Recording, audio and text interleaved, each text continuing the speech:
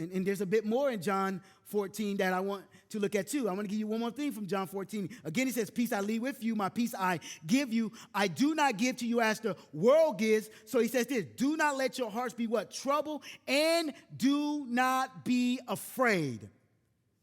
Do not be afraid, right? Because that fear is what stops you from making him your peace, right? You are afraid. And if we be honest, most of us are afraid to truly give God all of who we are because we know there's things in us that he has to get out of you. There's some sins that you have given permission to stay around that God's bringing the eviction order in some of y'all lives today. He's saying you got to let it go. You cannot move into the next year, hold on to the same sins that you've been dealing with all year long. Remember, you cannot receive what God has for you unless you are able to let go of the thing that God is trying to take from you. Do you not know that when he says do not be afraid, it occurs 365 times in the Bible? Do not be afraid occurs 365 times in the Bible. That's so beautiful. Why? Because by saying do not be afraid, every single morning you can get up 365 days in a year. That means God has given you this promise from his mouth every day.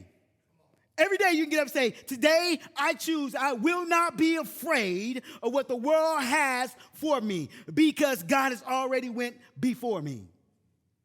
Every day. Every day you can tell yourself that. Not today, Satan. I will not be afraid. You're a liar.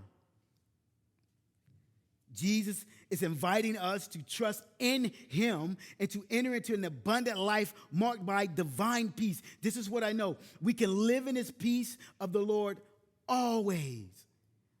We can live in this peace always. It is a promise from him for every day of the year.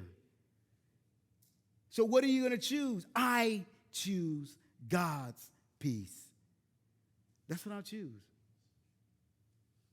That's what my heart said.